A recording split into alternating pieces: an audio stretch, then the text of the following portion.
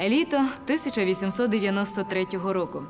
З Проскурова, нинішнього Хмельницького, де був розташований 46-й Дніпровський піхотний полк, до Петербурга виїздить підпоручник Купрін.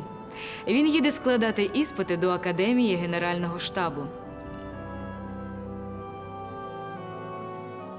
Причиною, що спонукала молодого 23-річного офіцера вступити до академії, було перше кохання до Вірочки, якій ледь виповнилось 17 років. Дівчина жила з сестрою, дружиною капітана, який був командиром батальйонного ад'ютанта Олександра Купріна. Молодий офіцер відверто розповів про свої почуття капітану, а той строго відповів. Як опікун Вірочки, підсумував розмову капітан, я дам згоду на шлюб за умови, що ви закінчите Академію Генерального штабу. Замість аркушів з ліричними віршами, присвяченими Вірочці, на столі з'явилися підручники з тактики, фортифікації, іноземних мов. Олександр гарячково готувався до іспитів. На Київському вокзалі, саме з Києва Купрін мав вирушити до Петербурга, підпоручник зустрів своїх однополчан. Товариство зібралося на березі Дніпра у ресторанчику на Старій баржі. Та лишень офіцери вибрали столика. До них підійшов околодочний і попросив офіцерів звільнити місця, бо столик був замовлений паном приставом. Нам звільнити столик для пристава, обурилися офіцери. Шукай йому інший. Але околодочний покликав хазяїна ресторану і попросив того не приймати в них замовлення. І тоді відбулося неочікуване. В повітрі промайнули ноги поліціянта, і його товсте черево шубовснуло в воду. Недаремно підпоручник Купрін дуже серйозно ставився до фізичних вправ ще за часів навчання у кадетському корпусі, а пізніше став ще й членом Київського атлетичного товариства. Тож під оплески та регіт публіки поліціянт виліз на берег і склав протокола про утопію поліцейського чину під час виконання службових обов'язків. В молодості подібні дрібниці забуваються швидко, переможців не судять. Головне – успішне складання іспитів до Академії Генштабу. Та несподівано Купріна викликають до її начальника. Генерал зачитує Купріну наказ Драгомирова, командуючого Київським військовим округом, згідно із яким за образу чинів поліції підпоручнику Купріну забороняється вступати до Академії Генерального штабу строком на 5 років. Тож останній іспит не було складено, а Вірочка була забута назавжди. Життя без коханої здавалося нестерпним, а служба в гарнізоні повним безглуздям. Олександр Купрін вирішує розпочати життя з чистого аркуша. Я продав револьвер, згадував Олександр Іванович, щоб розрахуватися з хазяйкою квартири і купити квиток до Києва, а там терміново подати рапорт про вихід з полку.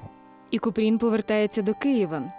Тут став у нагоді природжений хист до літератури, помножений на давню мрію стати письменником.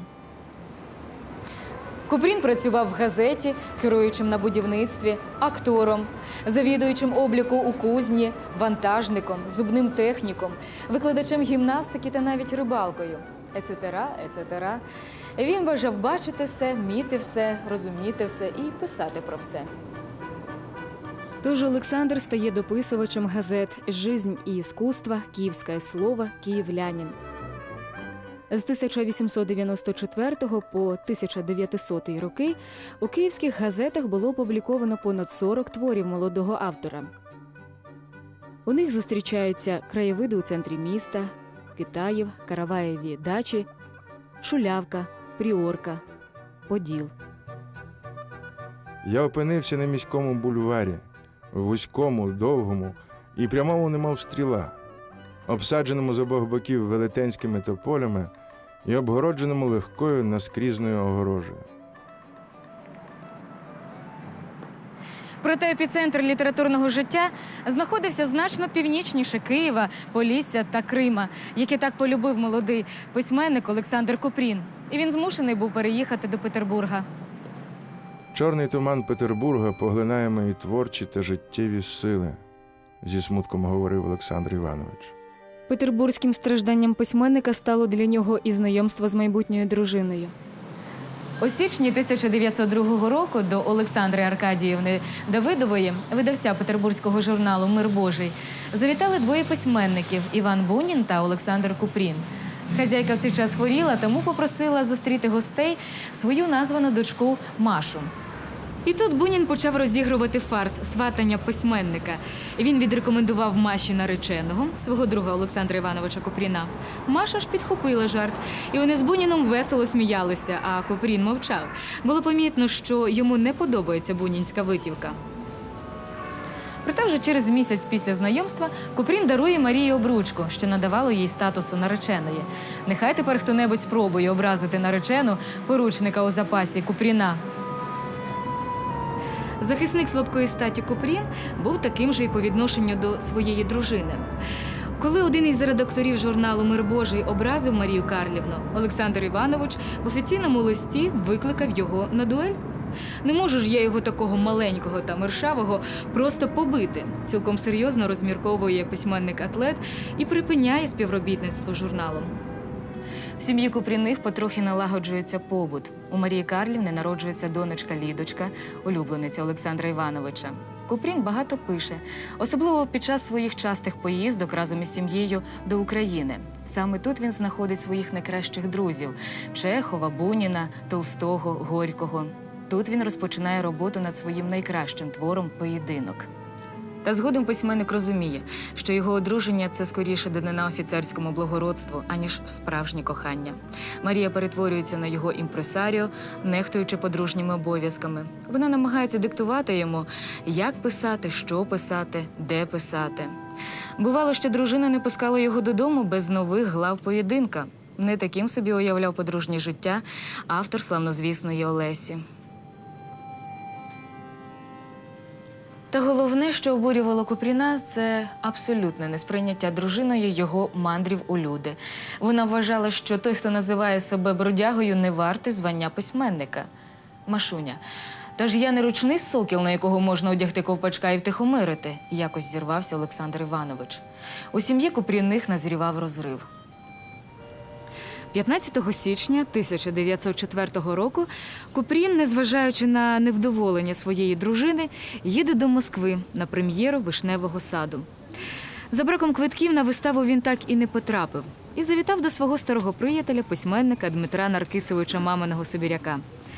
Двері йому відчинила дівчина у вбранні сестри Милосердя. Це була сестра покійної дружини Сибіряка Ліза Гейнріх. «Дивись, не закохайся», – уважно подивився на Олександра Дмитро Наркисович. «Та де там? Вона на мене навіть очей не підвела», – з жалем промовив Купрін. «Дівчина хвилюється. Їде на далекий схід, на війну», – пояснив Сибіряк. Купрін провів у приятеля увесь наступний день, відчуваючи, що Ліза все більше його хвилює. І від'їжджаючи, він попросив Лізу написати йому. Навесні того ж року, випадково зустрівшись з Сибіряком у Пітері, Купрін дізнався, що Ліза працювала у госпіталі, була нагороджена кількома медалями і пережила особисту драму. Лізин наречений на її очах познущався із беззахисного солдата. І вона ледь не покінчила життя самогубством, розірвала із ним стосунки і тепер живе у Сибіряка. «Як це схоже на мій поєдинок», – подумав Купрін, і попросив Сибіряка влаштувати їм зустріч. Зустрілися вони в маєтку письменника Батюшкова на Новгородчині. Саме тут Купрін наважується зізнатися дівчині в коханні. Але Ліза не відповіла і наступного ж ранку поїхала з маєтку. Вражений Купрін тамує свій біль в Петербурзі, майже не виходячи з ресторанів. Міняє одну п'яну компанію на іншу. Серед цього гамору і безладу і знайшов його Батюшков. «Сашо, я знаю, де Єлизавета Моріцевна. Я пояснив їй, що ти гинеш, і що тільки вона може врятувати тебе». Так, врятувати. Рятувати – це її призначення», – вимовив Купрін. 19 березня 1907 року Олександр Купрін та Єлизавета Гейнріх виїхали до Фінляндії на лікування письменника. З того часу і до самої смерті вони не розлучалися. У серпні 1909 року, коли Олександр і Ліза гостювали у сестри Купріна в Житомирі, вони обвінчалися і охрестили свою первістку В жовтні того ж року у них народилася друга дочка Зіна. Щастя разом з безмежним і бурхливим відчуттям близькості коханої і люблячої жінки володіє віднині Купріним. На гребені цього душевного стану він пише найкращі свої твори про кохання – «Суламіф» та «Гранатовий браслет». Це не мудрий цар Соломон співає своїх пісень про кохання красуні Суламіфі, а Олександр Купрін своїй Лізі. Ці шедеври, а ще славнозвісна «Яма» зароджувались саме в Україні, яку сім'я Купріних відвідувала досить часто. Одеса, Ялта, Київ, Житомир, Рівне, Гурзуф – міста, куди до 1917 року постійно приїжджав Олександр Іванович. Не щастило йому тільки з Пітером. 1919 року війська генерала Юденича зайняли Гатчину, де у власному будинку нарешті оселився Купрін. Письменник стає редактором антибільшовицької газети «Прінєвський край». І коли червоні війська почали громити Юденича, Купрін з дружиною і дітьми змушений був покинути батьківщину. Томик Пушкіна, фотографії Толстого і Чехова. З цим скарбом вони і подалися у еміграцію. Попереду були довгі роки поневірянь у Європі. У серпні 1934 року кореспондент ризького тижневика «Для вас» повідомив своїм читачам з Парижа. Купрін, гордість російської літератури, перебивається з хліба на квас. У 1937 році важкохворий Купрін повертається до Ленінграда, колишнього Петербурга. В останню путь на літературні містки Волкова кладовища, що в Ленінграді, 25 серпня 1938 року його проводжали обидві дружини – Марія Карлівна та Єлизавета Моріцевна. Його духовний заповіт був таким: Всі, кому заподіяв зло, пробачте мене. обидві жінки пробачили. Хіба можна було не пробачити чоловіка, який вустами одного із своїх героїв промовив: «Кохання стане світлою релігією світу». За цю релігію благородний лицар Купрін готовий був до поєдинку усе життя, до останнього подиху.